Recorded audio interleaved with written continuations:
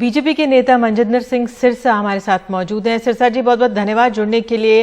रोपड़ में आपने तस्वीरें देखी आज किस तरह से यहाँ पर स्थिति बनी है, किस तरह से आप देखते हैं? महिला किसान नेता कंगना रनौत जो अभिनेत्री हैं उनसे चाह रही थी कि माफी मांगे, आप इस स्थिति को कैसे देख रहे हैं? क्या आंकलन है आपका इसका? देखिए, वो एक कलाकार हैं, उनको अपने काम में दखलंदाजी देनी चाहिए। ये जिस तरह से उन्होंने पिछले समय में सिखों के प्रति अपनी भावना व्यक्त की, वो गलत है। कोई आप ये कल्पना भी कैसे कर सकता है, कोई इंसान सोच भी कैसे सकता है कि तुम ये कहो इनको पैरों के नीचे कुचला गया, मच्छरों की तरह कुचला गया।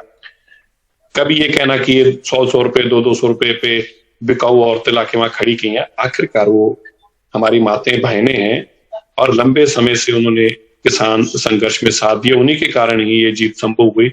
और देश के प्रधानमंत्री ने बड़े ही निम्रतापूर्ण ये तीनों किसानों बिल को रद्द करने का काम किया। पहले हमें ये सब समझना चाहिए कि जब भी हम इसके खिलाफ कुछ बोलते हैं तो वो प्रधानमंत्री जी की जो कुर्सी है उसकी गरिमा को भी छोड़ करते हैं, क्योंकि इन बिलों को प्रधानमंत्री जी ने खुद रद्द किया है और गुरु नानक देव जी के प्रकाश रूप के निमित्त उनको समर्पित होकर किया। तो ऐसे में इस तरह की जो उन्होंने दखलंदाजी की और इस तरह की बयानबाजी की, इतनी आहत करने वाली थी कि देश और दुनिया भर के सिख इससे आहत हुए। मुकदमा मैंने जाके बॉम्बे में दर्ज कराया और उस मुकदमे को भी परस्यू करेंगे। और आज जो मुझे बताया गया है, कंगना रनौत ने इस चीज के लिए माफी भी मांगी कि मेरा ऐसा जो मैंने कहा है वो गलत है।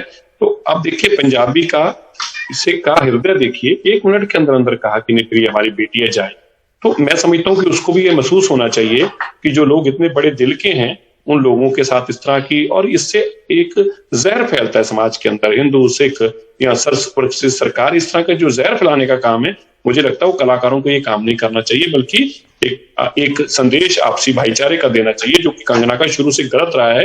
वो ऐसे बयान हमेशा देती हैं जिससे कंट्रोवर्सी खड़ी होती है और जिसमें आपसी धर्मों के अंदर फूट पड़ती है। जी सिरसा जी, अब आप बीजेपी में आ गए हैं और पंजाब में चुनाव भी हैं, और आपने किसान को कहते हुए सुना था जो वहां पे विरोध प्रदर्शन कर रहे थे कि बीजेपी के शय पर ये हो रहा है।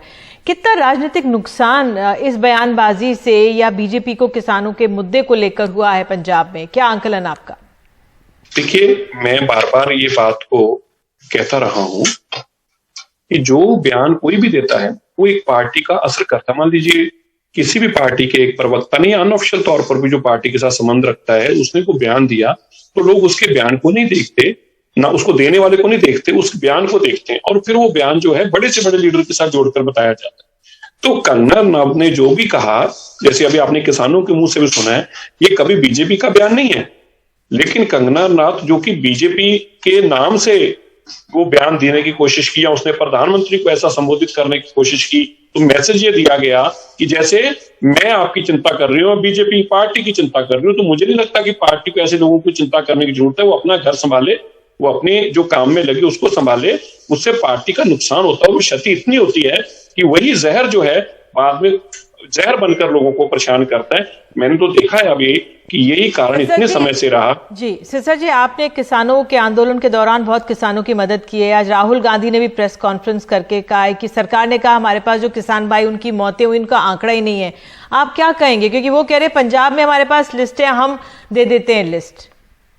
अच्छी बात है। मैं राहुल गांधी जी को बड़े निम्रतापूर्वक आग्रह करके कहता हूं, जब लिस्टें भी आपके पास है, नाम भी आपके पास है, पंजाब सरकार भी आपकी है, तो आप उनके साथ क्यों अनजस्टिफाई करते हैं? उनको आप मुआवजा दीजिए।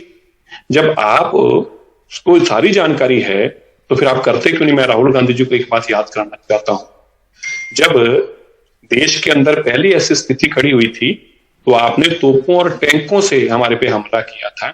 मैं आपको लिस्ट दे देता हूं, वो तकरीबन 4500 लोगों के नाम की लिस्ट मेरे पास अभी है। वैसे 8000 लोग थे। पहले आप ये सोच लीजिए कि आपने 1984 में जिन लोगों के साथ सब कुछ किया उनकी लिस्ट आपके पास क्यों नहीं है? ये लीडरों ने काम किए, कत्लेआम किया, उनकी लिस्ट आपके पास क्यों नहीं है? मुझे बड़ी हैरानगी है कि किसानों का मुद्दा है जी। मैं जब टीवियों पे आकर बोलता था, अगर आपको याद हो नीति जी, मैं बार बार कहता था मैं एक किसान का बेटा, मैं किसान के बेटे के हक के लिए खड़ा, मैंने भी सबसे बड़ी लड़ाई लड़ी है। लेकिन जब देश के प्रधानमंत्री ने इतनी निम्रतापूर्ण इस मसले को निपटाया, आज इन लोगों की दुकान बंद हो गई है। कांग्रेस को लगता था ये तो इलेक्शन का मुद्दा है, या बाकी पार्टी को लगता था।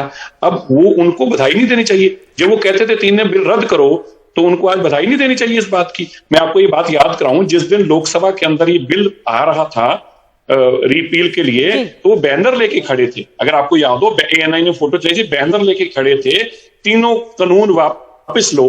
तो मेरे भाई, तुम ही तो प्रोटेस्ट कर रहे थे, कानून वापस हो गए ना, तो अब आइए।